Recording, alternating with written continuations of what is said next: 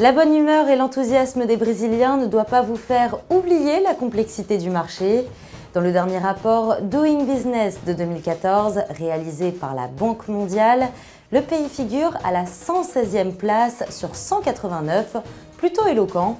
Outre la question des visas et les complexités liées à leur obtention, objet d'une émission à part entière, la réglementation applicable aux entreprises du secteur privé et notamment aux PME n'est pas simple et surtout les formalités administratives peuvent être très longues. Alors, faire des affaires au Brésil, oui, mais encore faut-il s'armer de patience.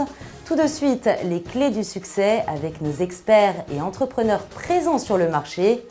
Un premier point important, brésilianisez-vous.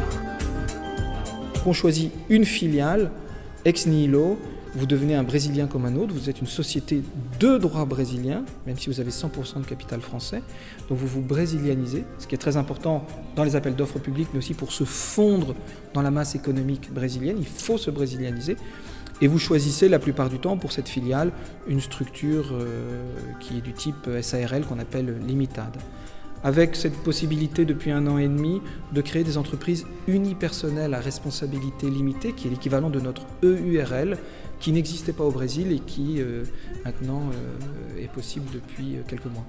Sur le papier, la constitution de la société n'est pas compliquée, mais ça, c'est sur le papier. L'implantation, elle n'est pas du tout assez compliquée, elle est ça prend plus de temps qu'en France.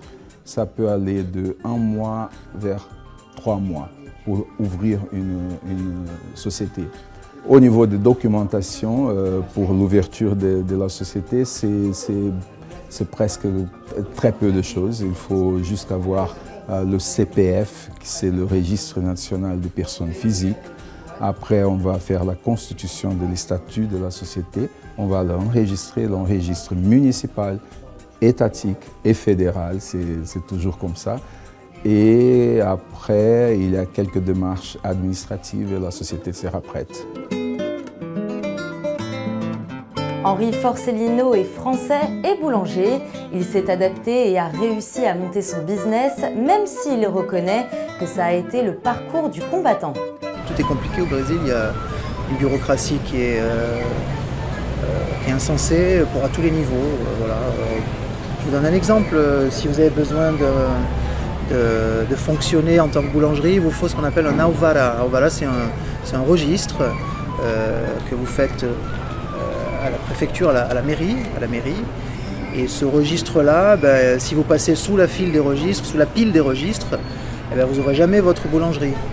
Donc il faut à un moment donné ou avoir des contacts, ou presser les gens, être sans cesse présent pour que les choses se réalisent. Les services sanitaires qui vous font des exigences moi que je trouve insensées, c'est-à-dire que personne n'arriverait à travailler dans les conditions que eux demandent. Voilà, donc c'est fatigant au bout du compte d'être obligé à chaque fois de faire tout ce qu'on vous demande parce que des fois ça n'a pas vraiment de sens. Se faire aider et accompagner par un comptable ne semble pas être une option au Brésil. Monter un business et difficultés c'est un pléonasme, je dirais, dans le sens où comme tout le monde le sait, la bureaucratie au Brésil est lourde, très lourde. Maintenant, moi j'ai pris à l'époque, et c'est ce que je conseille de faire à tout le monde, évidemment l'aide de prendre un comptable qui lui va s'occuper de toutes les formalités administratives pour en fait avoir à la fin ce qu'on appelle un CNPJ qui est l'équivalent du SIREN en France pour la création de société.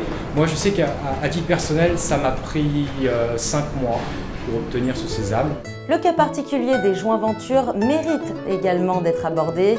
Prenez le temps de bien vous renseigner sur la société avec laquelle vous souhaitez vous associer, même si l'obtention d'informations légales peut être, là encore, compliquée et long.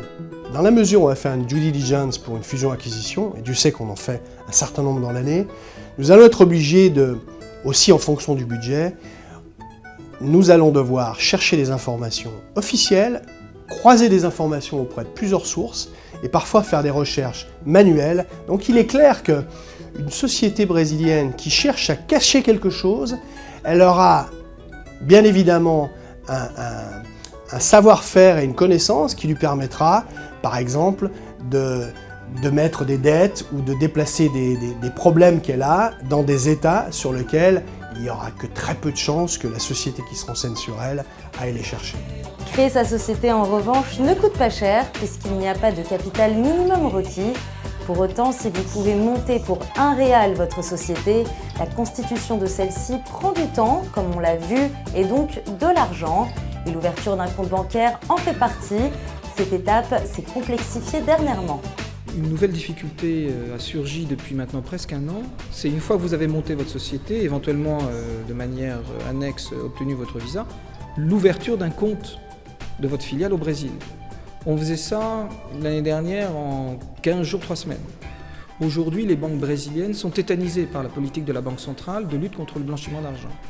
Et donc, au lieu d'ouvrir un compte bancaire qui est le point de départ, parce que c'est là où votre investissement va arriver au Brésil, qui se fait via les enregistrements de la Banque centrale, de manière très claire,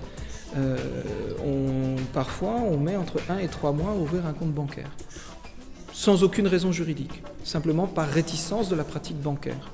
Donc quand vous accumulez les délais, c'est une entreprise qui vous coûte cher. Réussir au Brésil, c'est méritoire. Monter sa société est tout à fait réalisable, bien entendu, mais il faut prendre en compte les lenteurs administratives. Un investissement lourd pour certains, mais qui vaut la peine si on est bien entouré.